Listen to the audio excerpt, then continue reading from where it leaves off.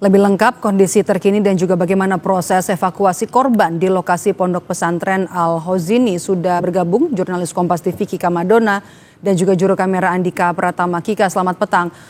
Bagaimana kemudian update pencarian korban sampai dengan petang ini? Nggak ada ya.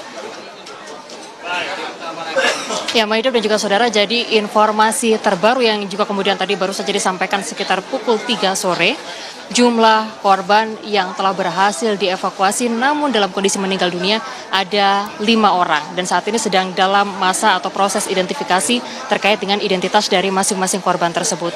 Lebih lengkap bagaimana proses evakuasi yang saat ini juga masih berjalan, kami akan ajak Anda untuk berbincang langsung dengan Kasubdit RDPO dan KMM Basarnas, Bapak Emi Freezer. Selamat sore, evakuasi masih berjalan sampai dengan sekarang, penggunaan alat berat juga sudah diturunkan. Apakah ada tambahan alat berat seperti itu Pak untuk memudahkan proses evakuasi atau mempercepat proses evakuasi pada sore hari ini? Baik, terima kasih. Untuk penambahan alat secara umum hanya beberapa yang sifatnya dia jadi alat support. Contoh misalnya seperti alat pemutus logam. Selama ini kan kita menggunakan metal cutting, kemudian yang ini kita gunakan pendekatan dengan menggunakan welding. Terus kemudian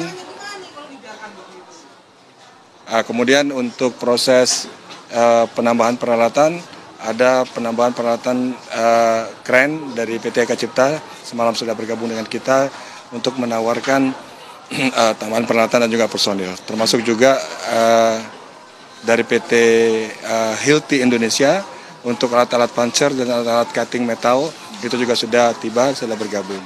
Kemudian dalam kesempatan ini kami ingin juga menyampaikan bahwa ucapan terima kasih kepada tim Emergency Response Group dari PT Aman yang tadi siang sudah selesai masa tugasnya sesuai dengan surat perintah dan mereka sudah dalam proses kembali ke satuan. Kita doakan semoga mereka selamat sampai di rumah dan terima kasih atas bantuannya dalam pelaksanaan operasi pencarian dan pertolongan akibat runtuhnya gedung di lokasi ini. Sejumlah peralatan baru ini juga kemudian sudah ditambahkan seperti itu. Kalau untuk personil, apakah juga akan ada tambahan personil baru Pak yang nanti juga akan dikerahkan? Karena mengingat tadi yang juga kemudian disampaikan untuk proses evakuasi ini dilakukan tidak hanya dengan menggunakan alat berat, tetapi juga kemudian dilakukan dengan proses manual seperti itu Pak. Ya baik, jadi ada 2 metode pendekatan khusus untuk daerah-daerah yang sudah tersektorisasi, artinya korbannya sudah kita ketahui, itu ada di sebelah kiri. Ya, itu ada di posisi yang ada di sektor 2, sektor 3 dan sektor 4 di situ. Kemudian untuk posisi alat berat hanya bergerak di daerah utara, daerah jauh yang tadi. Ya, oke. Pak, tadi ada 5 orang korban yang saat ini sudah ditemukan, namun dalam kondisi meninggal dunia. Sebetulnya kalau dilihat atau dipetakan dari lokasi kejadian, korban paling banyak ditemukan di titik mana? Yang di daerah yang sudah kita sektorisasi, yang sudah kita sektor di A2, A3 dan A4. Lokasi apa itu? Lokasi sudah kita sektorisasi kembali kalau kita lihat di sketnya kita. Artinya apa itu Pak? Apakah itu kayak tempat wudhu, tempat musola, bagian musolanya atau seperti apa? Ya, di tempat pengambilan wudhu dan juga di ujungnya dekat dengan asrama putri.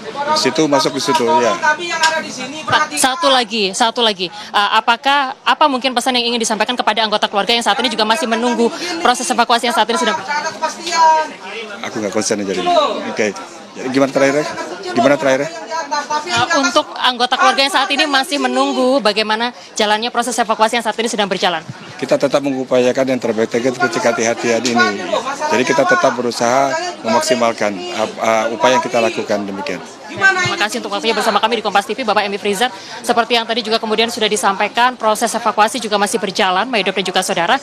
Dan hari ini proses evakuasi dilakukan baik itu menggunakan 5 kren atau alat berat yang saat ini sedang difungsikan. Sejumlah peralatan tambahan juga sudah diaktifkan seperti itu untuk mempermudah dan juga mempercepat proses evakuasi yang sedang berjalan. Tidak hanya menggunakan sejumlah peralatan tersebut, tetapi juga proses evakuasi ini dilakukan secara manual untuk mempercepat proses evakuasi yang saat ini sedang berjalan. Sementara itu, saudara, kalau kita melihat dari data dari hari pertama sampai dengan hari ini, total jumlah korban meninggal dunia yang juga kemudian sudah terevakuasi dan juga sebagian sedang menanti proses evakuasi, yaitu sebanyak 10 orang. Hari ini 5 orang ditemukan meninggal dunia seperti itu dan juga kemudian dilakukan proses evakuasi. Sementara untuk korban yang saat ini masih dalam proses pencarian, yaitu sebanyak 53 orang. Kita harapkan proses evakuasi ini bisa berjalan dengan lancar dan juga bisa cepat seperti itu, sehingga anggota keluarga hingga saat ini juga masih menantikan ini bisa segera mendapatkan kepastian. Demikian, Maidop, kembali kepada Anda. Hika Madona, jurnalis Kompas TV, dan juga juru kamera Andika Pratama melaporkan langsung dari Sidoarjo, Jawa Timur. Terima kasih, Kika.